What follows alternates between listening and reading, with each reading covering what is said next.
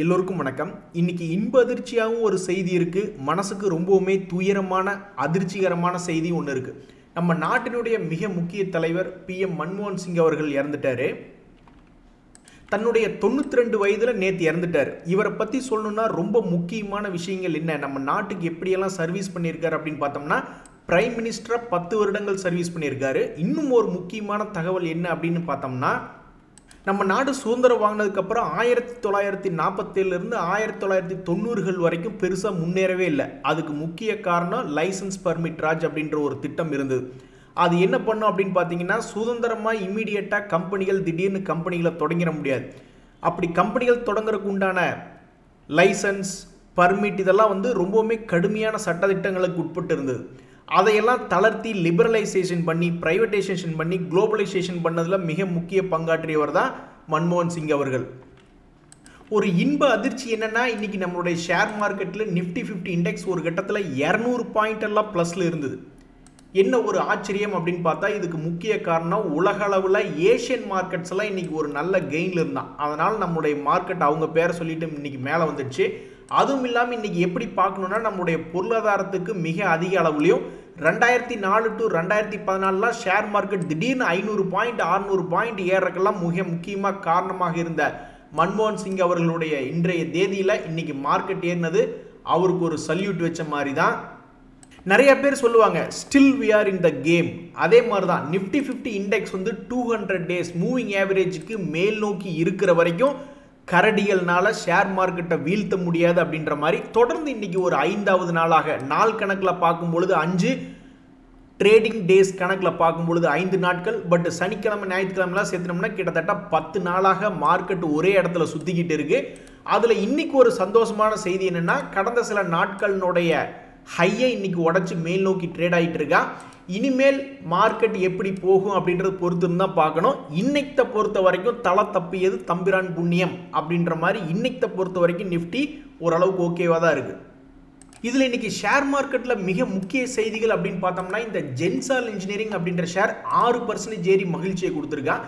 அது எதனாலன்னா, அவனுக்கு ஒரு 897 கோடி ஆர்டர் கிடைச்சிருக்கு அப்படின்ட்டு. கடந்த ஒரு வருஷத்தில் பார்க்கும் பொழுது இந்த ஷேர் இயர் லோ பக்கத்தில் இருக்கு, வெறும் 1% நஷ்டத்தில் இருக்கு. அப்பேற்பட்ட பங்கு இன்னைக்கு ஒரு 6% ஏறி இருக்கிறதுக்கு முக்கிய காரணம் அவங்களுக்கு ஒரு ஆர்டர் கிடைச்சிருக்கு அப்படின்ட்டு. மென்மேலும் மேல் நோக்கி ஏறி வந்ததுன்னா இந்த ஷேரை வச்சிருக்கிறவங்களுக்கு கொஞ்சம் மகிழ்ச்சி அப்படின்றது வரும். வேறு என்ன பங்கு இன்னைக்கு முக்கியம் அப்படின்னு பார்த்தீங்கன்னா, இண்டஸ்இண்ட் பேங்க் இன்னைக்கு ரொம்ப முக்கியமாக மேல் நோக்கி ஏறி வந்திருக்கான். அவன் ஏறி வந்திருக்கக்கூடிய இடம் அப்படின்னு பார்த்தோம்னா, அவனு இயர் லோலேருந்து மேல் நோக்கி ஏறி வர்றான்.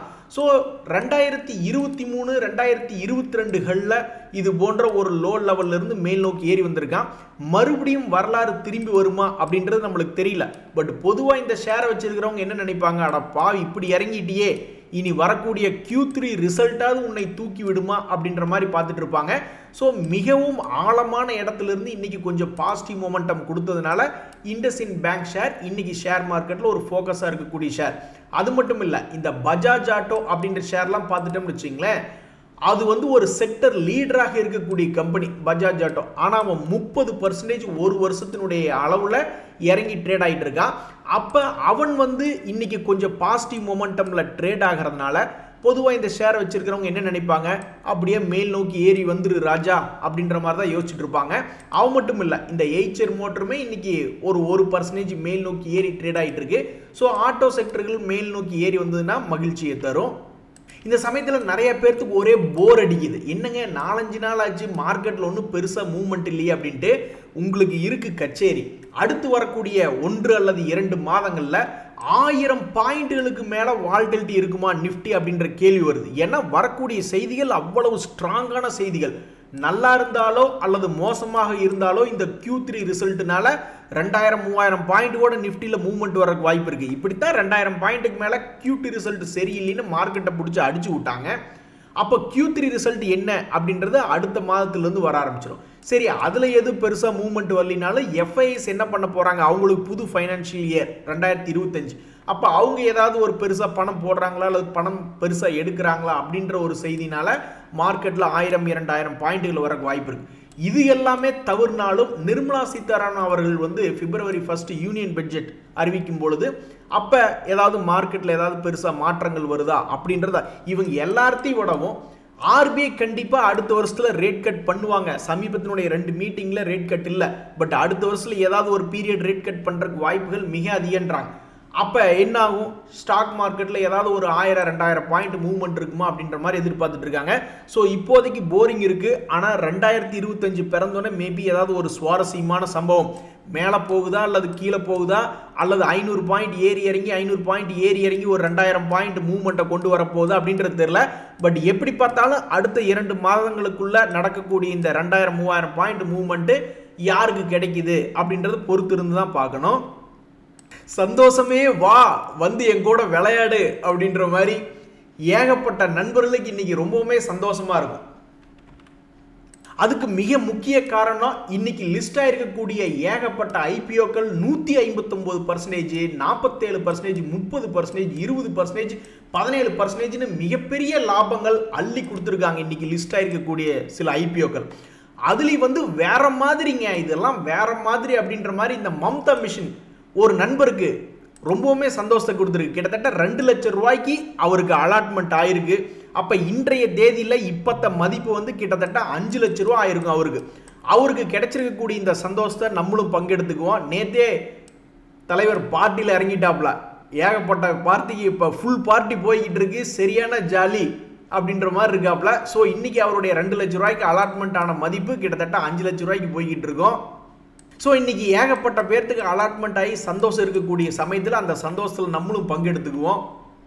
நண்பர்களே, இன்னைக்கு மிகப்பெரிய செய்தி என்னன்னா, நம்மளுடைய இந்திய ரூபாயினுடைய மதிப்பு ரொம்பவுமே வீழ்ச்சி அடைஞ்சு போய்கிட்டு இருக்கு அமெரிக்க டாலருக்கு எதிராக. அதாவது உங்களுக்கு நல்லா தெரிஞ்சுங்க, கோல்டு கூட சில நேரங்களில் இப்படி இறங்கி ஏறி இருக்கான். கோல்டு கூட ஷேர் மார்க்கெட்டை பற்றி சொல்ல வேண்டாம், அவனு இப்படி தான் இறங்கி ஏறிட்டு இருக்கான். கிரிப்டோ காயின்ஸ் எடுத்து பார்த்தாலும் அவனும் இறங்கி ஏறிக்கிட்டு இருக்கானு. ஆனா தொடர்ந்து இறங்காம ஏறிக்கொண்டே இருக்கக்கூடிய ஒரு சொத்தின் மதிப்பு என்னன்னா அமெரிக்க டாலர் தான். ஒரே ஒரு முறை அந்த 2008 சமயங்கள்ல இந்த சப்ரைம் மார்டேஜ் கிரைசிஸ் ஒன்று வந்தது. அதாவது தகுதி இல்லாதவங்களுக்கு எல்லாம் வீடு வாங்குற கடன் கொடுத்து அதிகமான ரேட்டுக்கு கடன் கொடுத்து அமெரிக்காவில் அப்புறம் அவங்க திருப்பி கட்டாம அது ஏகப்பட்ட ப்ராப்ளம் வந்தது. அப்போ அவங்களுடைய பொருளாதாரம் வீழ்ச்சி அடைஞ்சது. அந்த சமயத்தில் நம்மளுடைய இந்திய ரூபாயினுடைய மதிப்பு மிகப்பெரிய அளவில் அப்ரிஷியேட் ஆச்சு. 45 ரூபா ரேஞ்சில் இருந்தவன் கிட்டத்தட்ட 39 ரூபா வரைக்கும்லாம் நம்மளுது போயிடுச்சு. அதுக்கப்புறம் அவன் மறுபடியும் அவனுடைய பொருளாதாரத்தை மேல் நோக்கி கொண்டு வந்துட்டான். அவன் மேல் நோக்கி கொண்டு வர்றது எத்தனை வருஷம்? 15 வருஷமா அவனுடைய பொருளாதாரத்தை மேல் நோக்கியே கொண்டு வந்துகிட்டே இருக்கான். அப்ப அந்த சமயத்தில் இப்ப நம்மளுடைய இந்திய ரூபாயினுடைய மதிப்பு 85 ரூபா போயிடுச்சு. இனி ட்ரம்ப் அவர்கள் வந்து இந்த அமெரிக்க பொருளாதாரத்தை நாசம் பண்ணி விட்டா மட்டும்தான் 85 ரூபாயிலிருந்து ஒரு 75 ரூபா அல்லது ஒரு 65 ரூபா நம்ம எதிர்பார்க்க முடியும். ஒருவேளை ட்ரம்ப் அவர்கள் வந்து அவங்களுடைய பொருளாதாரத்தை நாசம் பண்ணி விடாம நல்லபடியா கொண்டு போயிட்டா, அப்ப ட்ரம்ப் முடியும் போது 4 வருஷத்துல பதவி முடியும் போது அப்ப செஞ்சுரி போடுமா என்னன்றது தெரியல. இதனால யாருக்கு நன்மை அப்படின்னு பாத்தீங்கன்னா, எக்ஸ்போர்ட் பண்ணக்கூடிய கம்பெனிகளுக்கு தொடர்ந்து அவங்களுக்கு யோகம் மேல யோகமா 15 வருஷமா நல்லா இருக்காங்க. இனிமேலும் நல்லா இருப்பாங்களா இல்லையா அப்படின்றது பொறுத்து இருந்து தான் பார்க்கணும். இந்த என்டிபிசி கிரீன் எனர்ஜி நேற்று தான் இந்த கும்பா குட்டியை பாவம் இறக்கி விட்டாங்க ப்ராஃபிட் புக் பண்ணி. நான் கூட நினச்சிக்கிட்டு இருந்தேன் ப்ராஃபிட் புக் பண்ணி கும்பா பாடி விட்டுட்டு இருக்காங்களே அப்படின்ட்டு. கடைசியில் பார்த்தா இன்னைக்கு ஒரு செய்தி வந்தது, அதை தொடர்ந்து 3% மேல் நோக்கி ஏறி வந்துட்டான். ஸோ பிஸ்னஸ் நியூஸ் வந்ததுன்னா ஏறக்கூடிய ஆட்களில் இந்த என்டிபிசி கிரீன் எனர்ஜியும் இன்னைக்கு தன்னைத்தானே ஒருவனாக காமிச்சுக்கிட்டு இருக்கான். இந்த சமயத்தில் வந்து க்ரூட் ஆயில் ரிலேட்டடான ஸ்டாக்ஸில் ஏதாவது செய்தி வருமா அப்படின்ற மாதிரி எல்லாத்துக்கும் ஒரு எதிர்பார்ப்பு வந்துட்டு இருக்கு. எம்ஆர்பிஎல் திடீர்னு பிக்கப் பண்ணி ஒரு 30-40% ஏறுமா, ஐஓசி, பிபிசிஎல், ஓஎன்ஜிசி போன்ற பங்கு எல்லாம் மேல் நோக்கி ஏறுமா அப்படின்ற ஒரு எதிர்பார்ப்பு வந்திருக்கு. ஏன்னா அவங்களாம் தொடர்ந்து சரிவடைஞ்சு வந்துட்டு இருந்தாங்க. இப்போ என்ன ஒரு செய்தி அப்படின்னா, இந்த ஹமாஸ் அண்ட் இஸ்ரேல் வந்து ஏதாவது புதுசாக ஜியோ பாலிட்டிக்கல் இஷ்யூஸ் ஏதாவது பண்ண போகிறாங்களா இனி வரக்கூடிய வாரங்களில் அப்படின்ற மாதிரி செய்தி ஒன்று ஓடிக்கிட்டு இருக்கு. அதனால க்ரூட் ஆயில் ரிலேட்டடான ஸ்டாக்ஸ் எல்லாம் மறுபடியும் திரும்பவும் ஒரு ஃபோக்கஸ் அப்படின்ற இடத்துக்கு வந்திருக்கு. இறங்கி இருக்கக்கூடிய பங்குகள் திரும்பி மேல் நோக்கி வருமானு அந்தந்த ஷேர் முதலீட்டாளர்கள் பிரார்த்தனை பண்ணிக்கிட்டே இருப்பாங்க. ஸோ ஏதாவது ஒரு டபுள் பாட்டம் வருதா? ஒரு உதாரணத்துக்கு இந்த கனரா ஃபினான்ஸ் ஹோம்ஸ் அப்படின்றது ஒரு எக்ஸாம்பிள் எடுத்து பார்க்குறோம். என்னத்தையாவது ஒரு டபுள் பாட்டம் மாதிரி போட்டு திரும்பவும் அவனுடைய பழைய ஹை வருமா? இதுக்கு முன்னாடியெல்லாம் வந்திருக்கில்ல, இன்னொரு முறை வாயேன் அப்படின்ற மாதிரி இந்த கனரா ஃபினான்ஸ் ஹோம் ஷேர்ஸ் வச்சிருக்கிறவங்க பார்த்துக்கிட்டு இருக்காங்க. இந்த கிளென்மார்க் ஃபார்மா ஷேர் அதே மாதிரி தான். அதில் என்ன ஒரு செய்தினா, இன்னைக்கு அது 50 டேஸ் மூவிங் ஆவரேஜை தாண்டி இருக்கு. அப்போ இது வந்து ஒரு மாதிரி பாட்டம் எடுத்துட்டானா, பாட்டமும் எடுத்து சமீபத்தினுடைய 1 மந்த் ஹையும் தாண்டி 50 டேஸ் மூவிங் ஆவரேஜையும் தாண்டி இருக்கியே, அப்போ நீ மறுபடியும் ஒரு 1800 ரூபாய் 1900 ரூபாயெல்லாம் வந்து எங்களை சந்தோஷப்படுத்துவியா அப்படின்ற மாதிரி அந்த ஷேரை வச்சிருக்கிறவங்க பார்த்துட்டு இருக்காங்க. இந்த மாதிரி சமீபத்தில் சந்தோஷப்படுத்தினவன் யாரு? இந்த கனரா ஃபினான்ஸ் மாதிரி, கிளென்மார்க் மாதிரி இப்போ எப்படி எதிர்பார்த்துட்டு இருக்காங்களோ அதே மாதிரி தான் இந்த டாக்டர் ரெட்டி ஷேர் எதிர்பார்த்துக்கிட்டு இருந்தாங்க.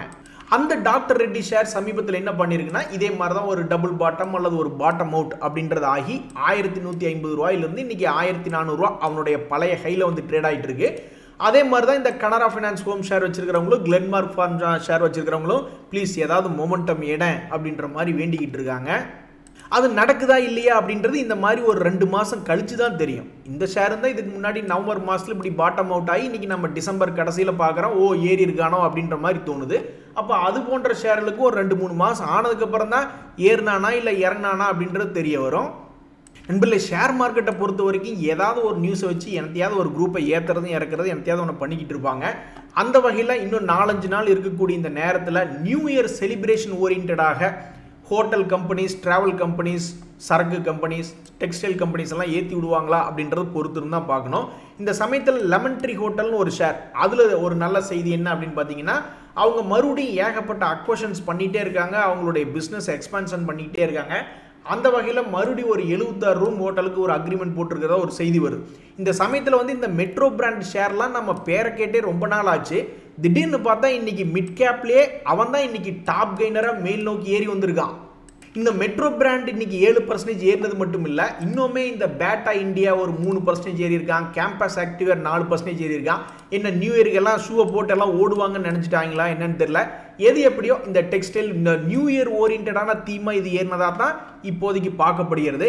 நண்பர்களே, அஜந்தா ஃபார்மா அப்படின்னு ஒரு ஷேர், இந்த ஷேரில் இன்னைக்கு செய்தி என்னன்னா, அவன் தன்னுடைய 50 டேஸ் மூவிங் ஆவரேஜை தாண்டறதுக்கு 3வது முறையாக முயற்சி செய்கிறான். ஏற்கனவே 2 முறை ஃபெயிலியர் ஆன கும்பா குட்டி தான் இவன், இந்த அஜந்தா ஃபார்மா. ஏங்க, மற்றவனுக்கு இவன் எவ்வளவோ பரவாயில்ல, மற்றவங்கெல்லாம் கீழே அடியாப்பில் கிடக்கிறாங்க 2 டேஸ் மூவிங் ஆவரேஜ் கீழே. பட் இருந்தாலும் அவன் அதுக்கு கீழேயே போகாமல் தொடர்ந்து மேல் நோக்கி அவனுடைய பழைய போக முடியுமான்னு முயற்சி செஞ்சுக்கிட்டே இருக்கான். அதுக்கு தகுந்த மாதிரி இந்த ஷேரை வச்சிருக்கிறவங்கள என்ன பண்ணுவாங்க, ஊக்கப்படுத்துவாங்க. Yes come on you can do it அப்படின்ற மாதிரி தான் சொல்லுவாங்க. இன்னொரு 2 மாதம் கழிச்சு அவனுடைய பழைய வந்துச்சுனாக்கா இந்த ஷேரை வச்சிருக்கிறவங்களுக்கு ஒரு மகிழ்ச்சி அப்படின்றது வரும். ஷேர் மார்க்கெட்டை பொறுத்த வரைக்கும் ஒரே ஒரு நாள் ஏறுறது முக்கியம் இல்லை, தொடர்ந்து 10-15 நாள் ஏறினா தான் அதில் ஏதாவது ஒரு நல்ல மொமெண்டம் கிடைச்சி லாபம் அப்படின்றது கிடைக்கிறதுக்கு அதிகமாக வாய்ப்பு இருக்குது. ஸோ பொதுவாக ஷேர் மார்க்கெட்டில் என்ன நினைப்பாங்க, ஒரு நாள் ஏறிடுச்சுன்னா ஒரு வேளை தொடர்ந்து ஏறுமோ அப்படின்ற மாதிரி பார்ப்பாங்க. சில ஷேர்கள்லாம் ஒரு நாள் ஏறிட்டு அப்புறம் மறுபடியும் கவுத்து விட்டுரும். இந்த ஃபினோலெக்ஸ் இண்டஸ்ட்ரீஸ்னு ஒரு ஷேர், அந்த கம்பெனி இன்னைக்கு திடீர்னு என்னாலும் இல்லாத திருநாளாக சமீபத்தில் ஒரு பெரிய மூவ்மெண்ட் அப்படின்றது பண்ணியிருக்கான். இதுக்கு முக்கிய காரணம் அவனுடைய ஒரு சப்போர்ட் லெவல் இருந்து இதுக்கு முன்னாடி எப்படி ஜம்ப் அடிச்சானோ அதே மாதிரி இந்த முறையும் சப்போர்ட்லேருந்து ஒரு ஜம்ப் அடிச்சிருக்கான். இவன் இனி தொடர்ந்து மேல் நோக்கி ஏறுவானா இல்லையா அப்படின்றது அந்த ஆண்டவனுக்கு தான் தெரியும். ஆனால் பொதுவாக இந்த ஷேரை வச்சிருக்கிறவங்க இன்னைக்கு ஏறினில்ல தொடர்ந்து மேல் நோக்கி ஏறேன் அப்படின்ற மாதிரி தான் நினைப்பாங்க. அது சிலருக்கு தான் அந்த மாதிரி லக் அடிக்கும். அதில் வந்து இந்த ஆர்டி ஃபார்மா அப்படின்ற ஷேர் ஒன்று பாருங்கள், அவனுடைய கடமையை முடிச்சுட்டான் பாருங்கள்.